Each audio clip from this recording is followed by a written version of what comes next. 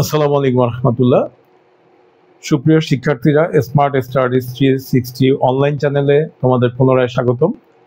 তোমরা উপরে লেখা থেকে বুঝেছ, আজ আমরা ইম্পারেটিভ সেন্টেন্সে ন্যারেশন পরিবর্তন শিখব।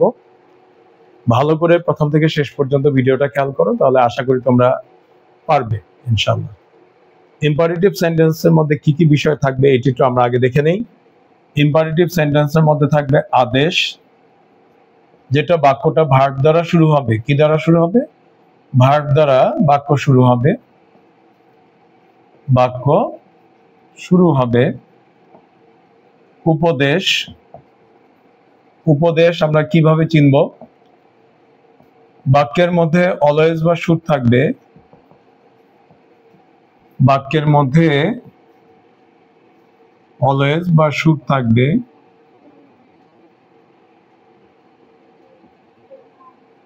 অনুরোধ, আমরা অনুরোধ বাক্যটা বুঝবো কিভাবে?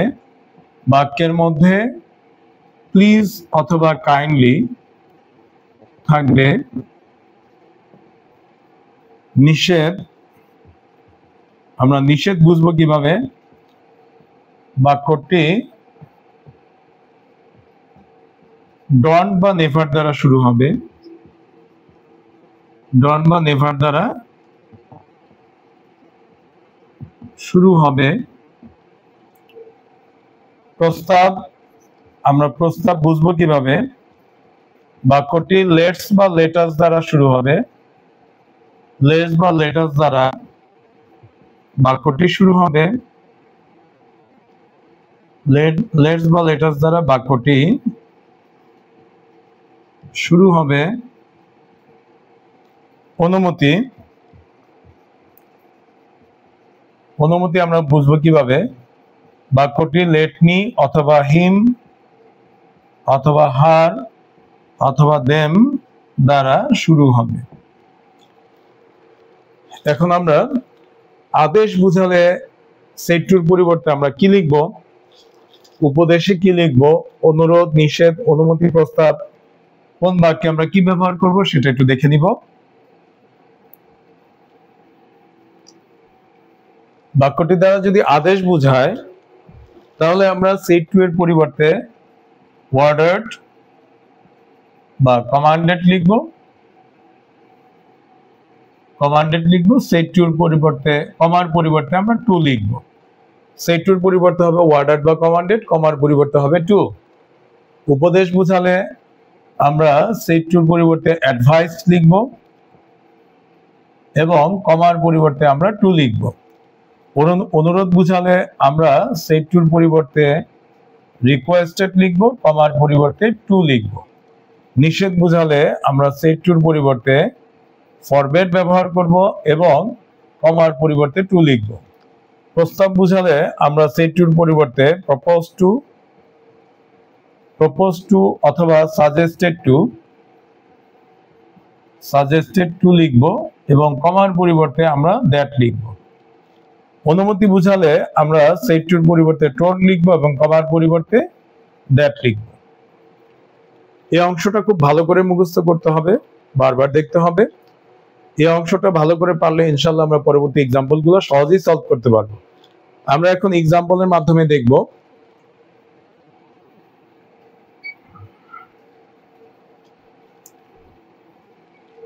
যেমন আমি বললাম, I said to my driver, drive the car carefully. আমি আমার চালককে বললাম, সতর্কতার সাথে গাড়ি চালাও। এখানে ফুল স্টপ আছে। ফুল স্টপ দুইটা বাক্যে থাকবে, একটা হচ্ছে অ্যাসার্টিভ আর একটা হচ্ছে ইম্পারেটিভ। অপটেটিভেও ফুল স্টপ থাকবে। তো পার্থক্য হচ্ছে এই বাক্যটা ভার্ব দ্বারা শুরু হয়েছে, তাই এটা ইম্পারেটিভ। যখন বাক্য ভার্ব দ্বারা শুরু হবে, এই বাক্যটা দ্বারা আদেশ বুঝাবে। তাহলে আমরা এটা চেঞ্জ করার সময় শুরুতে সাবজেক্ট যা আছে তাই লিখলাম। সেট টুর পরিবর্তে আমরা এখানে ওয়ার্ডার্ড লিখবো, ORDERED। অবজেক্ট হচ্ছে মাই ড্রাইভার লিখব। I ordered my driver. কমার পরিবর্তে আমরা টু ব্যবহার করব। টু এর পর আমরা ভার্ব থেকে শেষ পর্যন্ত লিখব। To drive the car carefully. আরেকটা বাক্য লিখে আদেশ দিয়ে, যেমন the captain said to the soldier, fire on. Captain সৈনিককে বলল গুলি চালাও। আমরা একটু খেয়াল রাখবো, প্রথম যে বাক্যটা ছিল, আমি আমার ড্রাইভারকে বলেছি সতর্কতার সাথে গাড়ি চালাও, এটি কোনো অফিসিয়াল আদেশ নয়, সেক্ষেত্রে ওয়ার্ডার ইউজ করা গেছে। The captain said to the soldier fire on, captain সৈনিককে বলল গুলি চালাও, এটা কিন্তু অফিসিয়াল আদেশ, সেক্ষেত্রে আমরা ওয়ার্ডার ইউজ করব না, আমরা কমান্ডেড ইউজ করব। যেমন এখানে সাবজেক্ট দ্য ক্যাপ্টেন, বাক্যটি ভার্ব দ্বারা শুরু হয়েছে, ফায়ার অন গুলি চালাও, ক্যাপ্টেন সাবজেক্ট, আমি দ্য ক্যাপ্টেন লিখলাম। এখন সেড টুর পরিবর্তে আমরা কমান্ডেড লিখব। দ্য ক্যাপ্টেন কমান্ডেড, অবজেক্ট হচ্ছে দ্য সোলজার। এখানে কমার পরিবর্তে আমি টু লিখবো, তারপরে ভার্বটা লিখে দিব, ভার্ব থেকে শেষ পর্যন্ত। The captain commanded the soldier to fire on, এটা আমরা এই বাক্যের সাহায্যে আমরা আদেশ শেষ করলাম। আদেশের পরে আসবে উপদেশ। উপদেশ আমরা বুঝবো কিভাবে, আগেই দেখেছি, বাক্যের মধ্যে অলওয়েজ বা শুড থাকবে। যেমন I said to my brother, I said to my brother, আমি আমার ভাইকে বললাম, you should speak the truth always, you should speak the truth, তোমার সত্য বলা উচিত। এই বাক্যটার মধ্যে শুড আছে, বাক্যের মধ্যে যদি শুড বা অলওয়েজ থাকে তাহলে বাক্যটা দ্বারা উপদেশ বোঝায়। ফুল স্টপ আছে এবং বাক্যটার মধ্যে শুড বা অলওয়েজ থাকলে এটা উপদেশ বুঝতেছি আমরা। এটাকে যদি আমরা ইম্পারেটিভ ইনডিরেক্ট করি তখন আমাদের সাবজেক্ট হবে আই। সেড টুর পরিবর্তে এখন আমরা লিখবো অ্যাডভাইসড, আই অ্যাডভাইসড, অবজেক্ট হবে my brother, I advised my brother, কমার পরিবর্তে টু হবে, তারপরে আমরা ভার্ব থেকে শেষ পর্যন্ত, এখানে ভার্ব হচ্ছে স্পিক, আমরা স্পিক থেকে শেষ পর্যন্ত লিখবো to speak the truth, I advised my brother to speak the truth. এরপরে আমরা অনুরোধ দিয়ে একটা বাক্য লিখি, যেমন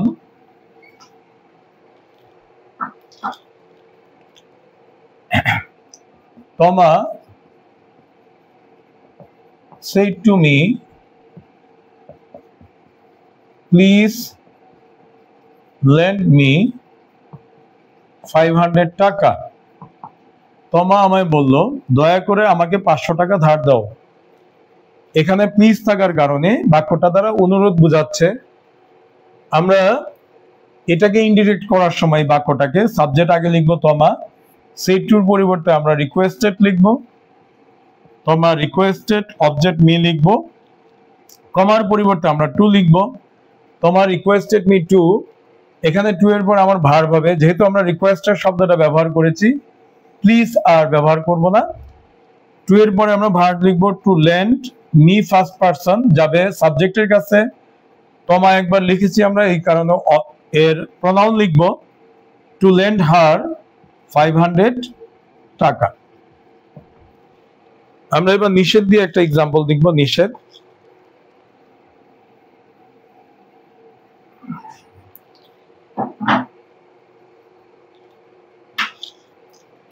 যেমন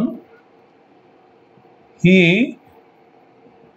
said to me never do it again, সে আমায় বলল এই কাজটি আর কখনো করো না। তাহলে এখানে নেভার দিয়ে বাক্যটা শুরু হয়েছে, এই বাক্য দ্বারা নিষেধ বুঝিয়েছে। আমরা যদি এটাকে ইনডিরেক্ট করি এই বাক্যটাকে, তাহলে সাবজেক্ট যা আছে তাই লিখবো হি, সেড টুর পরিবর্তে আমি লিখবো ফরবেড, হি ফরবেড, অবজেক্ট হচ্ছে মি, হি ফরবেড মি, কমার পরিবর্তে টু লিখবো, হি ফরবেড মি টু। যেহেতু আমরা ফরবেড শব্দটা ইউজ করেছি, ফরবেড মানে নিষেধ করা বা বারণ করা, তখন আমার এই নেভার শব্দটি আর আসবে না। হি ফরবিড মি টু, টু এর পরে ভার্ব লিখবো, টু ডু ইট অ্যাগেইন, নিষেধ হয়ে গেল। এবার আমরা প্রস্তাবে দুটো বাক্য লিখবো। প্রস্তাবে কি কি বোঝাচ্ছে একটু দেখো। যেমন Raju said to Meena,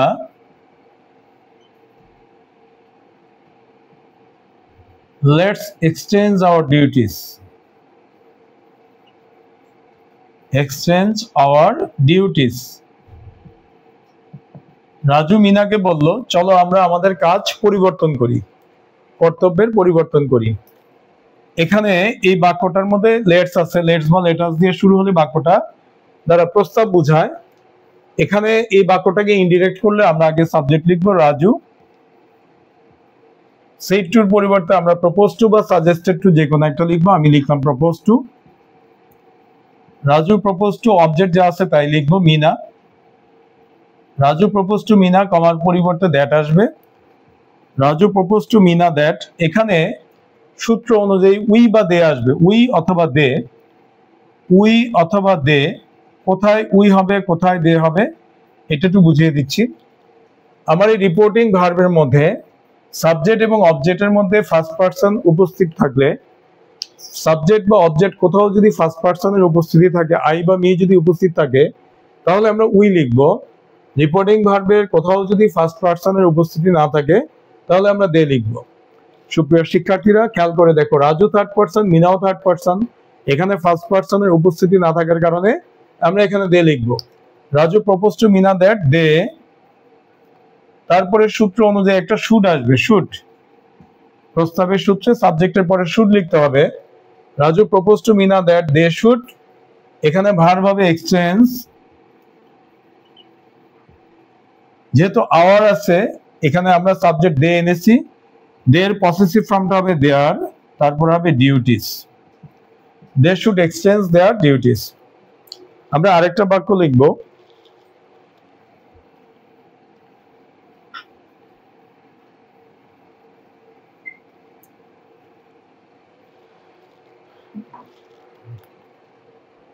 I said to her,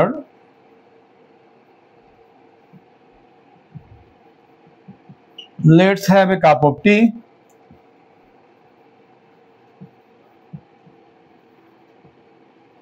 আমি তাকে বললাম, চলো আমরা এক কাপ চা পান করি। এখানে লেটস আছে, লেটস বা লেটাস থাকলে এটা দ্বারা প্রস্তাব বোঝায়, তাহলে এই বাক্যটা দ্বারা প্রস্তাব বোঝাচ্ছে। আমরা এটাকে ইনডিরেক্ট পড়ার সময় আগে সাবজেক্ট লিখবো আই, সেড টুর পরিবর্তে আমি প্রপোজ টু বা সাজেস্টেড টু যে কোনো একটা লিখলেই পারি। I propose to her, object যা আছে তাই লিখলাম। কমার পরিবর্তে আমরা দ্যাট লিখবো, দ্যাট। এখানে এই রিপোর্টিং ভার্বের মধ্যে আই ফার্স্ট পারসন উপস্থিত থাকার কারণে আমরা এখানে উই লিখবো।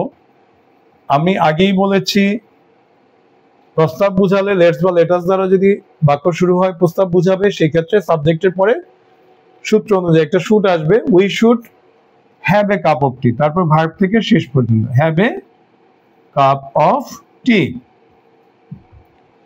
আমরা ইম্পারেটিভ সেন্টেন্সের শেষ অংশে অনুমতির একটা সূত্র দেখি, অনুমতির একটা এক্সাম্পল দেখি। যেমন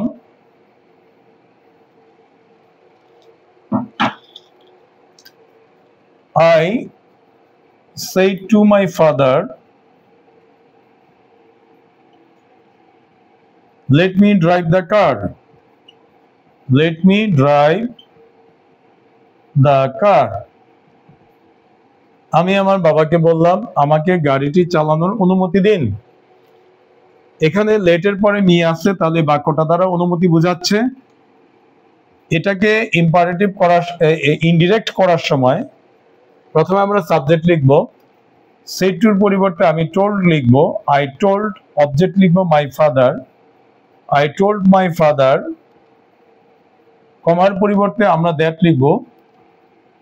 দ্যাটের পরে আমি সাবজেক্ট লিখব। এখানে সাবজেক্ট মি যেহেতু ফার্স্ট পারসন, এটা সাবজেক্টের সাথে চেঞ্জ হয়ে আই হবে।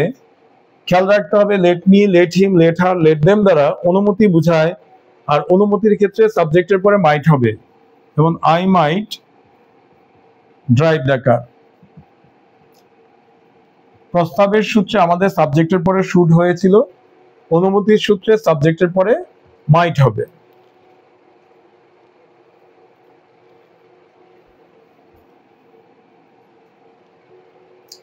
সুপ্রিয় শিক্ষার্থীরা, ইম্পারেটিভ সেন্টেন্সে আমাদের যদি সম্বোধন করা বোঝায়, সম্বোধন করা বোঝালে আমরা কিভাবে করব, একটু সূত্রটা লিখে নেই। শুরুতে আমরা লিখব addressing, ADDRESSING, addressing plus reporting ভার্বের অবজেক্ট প্লাস এস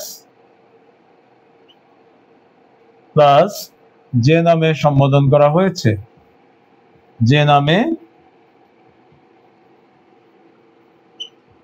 সম্বোধন করা হয়েছে,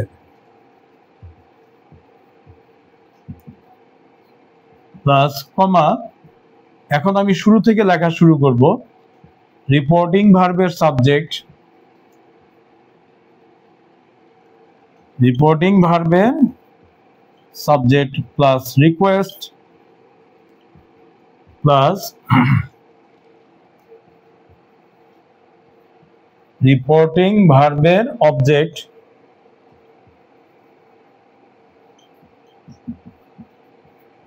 প্লাস কমার পরিবর্তে টু,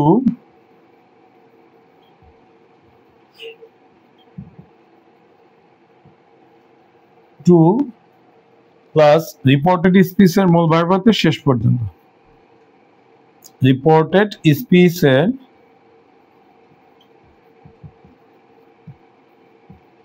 মূল ভার্ব হতে শেষ পর্যন্ত বসবে। আমরা একটা এক্সাম্পল দিয়ে এটা ক্লিয়ার হব। যেমন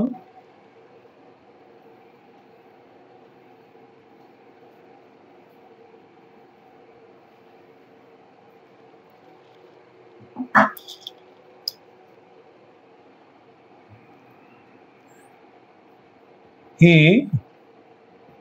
said to me, friend, please lend me your car. সে আমায় বলল, বন্ধু দয়া করে তোমার গাড়িটা আমাকে ধার দাও। সে আমাকে বন্ধু বলে সম্বোধন করেছে।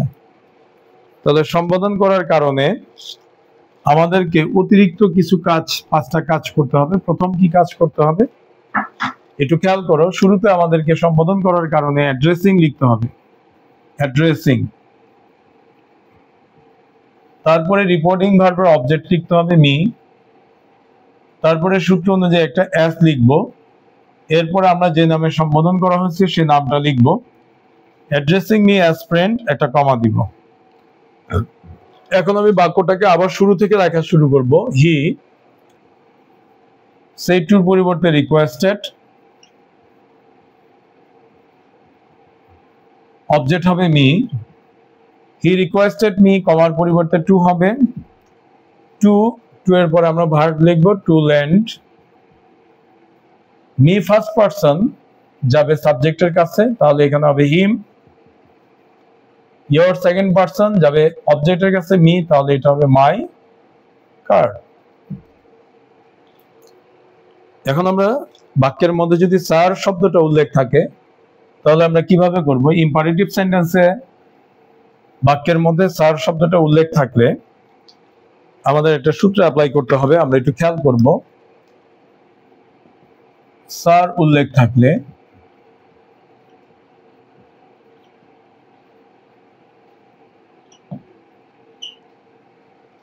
আমাদের সূত্রটা হবে রিপোর্টিং ভার্বের subject plus request plus reporting ভার্বের অবজেক্ট প্লাস উইথ রেসপেক্ট বা রেসপেক্টফুলি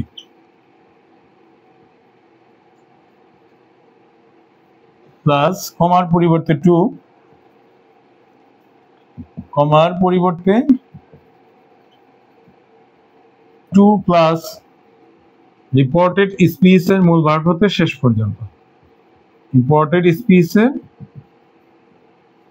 মূল ভার্ব হতে শেষ পর্যন্ত।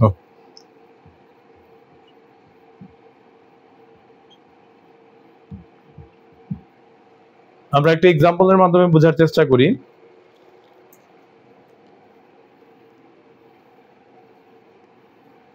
যেমন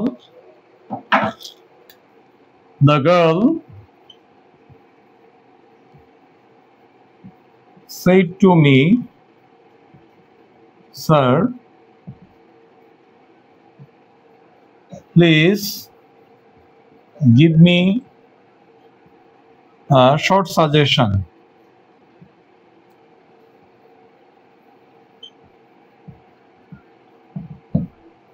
মেয়েটি আমায় অনুরোধ করে বলল, স্যার আমাকে একটি সংক্ষিপ্ত সাজেশন দিন।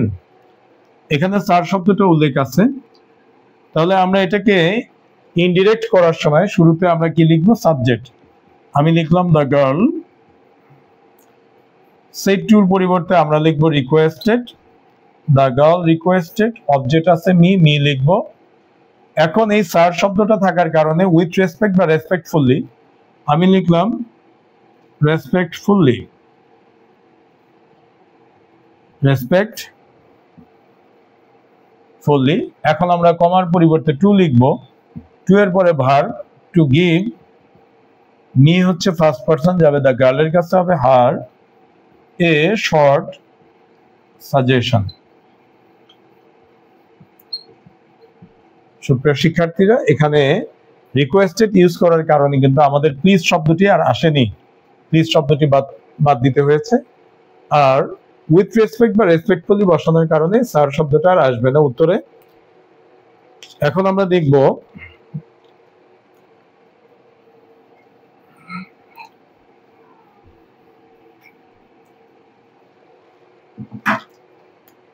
ইম্পারেটিভ সেন্টেন্সে যদি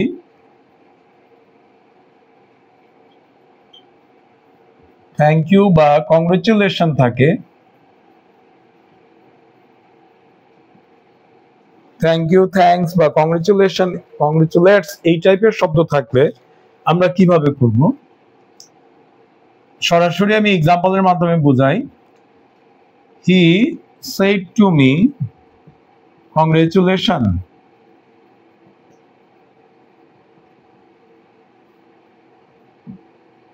তাহলে এই বাক্যটাকে আমি ইনডিরেক্ট করার সময় সাবজেক্ট লিখবো সেড টুর পরিবর্তে আমি এটাকে ভার্ব ফর্মে নিয়ে আসবো কংগ্রেচুলেটেড।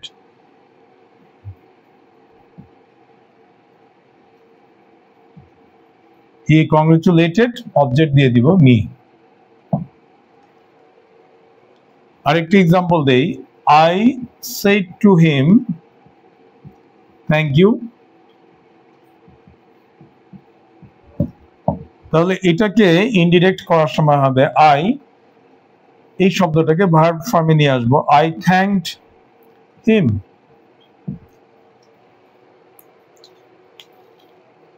সুপ্রিয় শিক্ষার্থীরা, যদি ইম্পারেটিভ সেন্টেন্সে good morning, good noon, good afternoon, good evening wish করা হয়, তাহলে আমরা কিভাবে করব? যেমন গুড মর্নিং, নুন, আফটারনুন বা ইভিনিং থাকলে, ইভিনিং উল্লেখ থাকলে আমরা এটাকে ইনডিরেক্ট কিভাবে করব? যেমন সূত্রটা এরকম হবে, রিপোর্টিং ভার্বের subject plus wished plus reporting ভার্বের অবজেক্ট প্লাস তারপরে গুডের সাথে যে শব্দটা থাকে ওটা বসবে। যেমন আমি বললাম I said to my mother, good morning.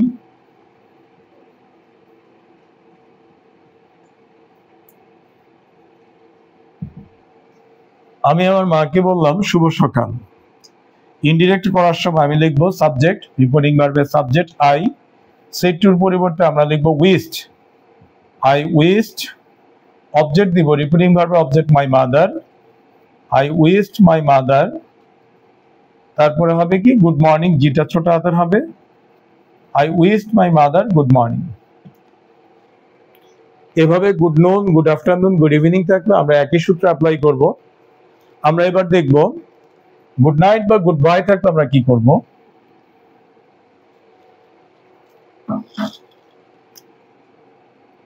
Good night অথবা গুড বাই থাকলে আমাদের পরিবর্তন শুধু হবে, আগের সূত্রে এখানে উইশ ছিল, এখানে বেড হবে। আগের সূত্রে আমরা good morning, good noon, good afternoon, good evening আমরা উইশ দিয়ে করেছিলাম। গুড নাইট এবং গুড বাই এর ক্ষেত্রে আমাদের এখানে বেড হবে।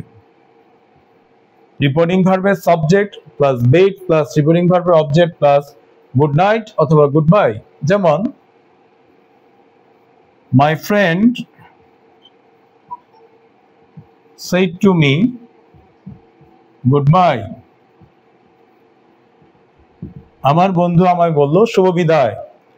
এটাকে আমি ইনডিরেক্ট করলে প্রথমে রিপোর্টিং ভার্বের সাবজেক্ট মাই ফ্রেন্ড হবে, মাই ফ্রেন্ড said টুর পরিবর্তে বেড হবে, মাই ফ্রেন্ড বেড অবজেক্ট হচ্ছে me, my friend bed me, good bye এর জিটা ছোট হাতের হবে, গুড বাই। আমরা এই গুড বাই এর মাধ্যমে ইম্পারেটিভ সেন্টেন্সকে গুড বাই জানাচ্ছি। ইনশাআল্লাহ এর পরের পর্বে অপটেটিভ এবং এক্সক্লামেটরি সেন্টেন্স নিয়ে আসব এবং তারপরে দুটি পর্বে আমরা ইনশাআল্লাহ প্যাসেজ ন্যারেশন দেখব। আশা করি এই ভিডিওগুলোর মাধ্যমে তোমরা ন্যারেশনের মতো একটি গুরুত্বপূর্ণ গ্রামার সকল লার্নার্স, সে দুর্বল হোক, মাঝারি হোক বা সবল হোক, সবাই এটা ভালোভাবে করতে সক্ষম হবে ইনশাআল্লাহ। ধন্যবাদ। আসসালামু আলাইকুম ওয়া রাহমাতুল্লাহ।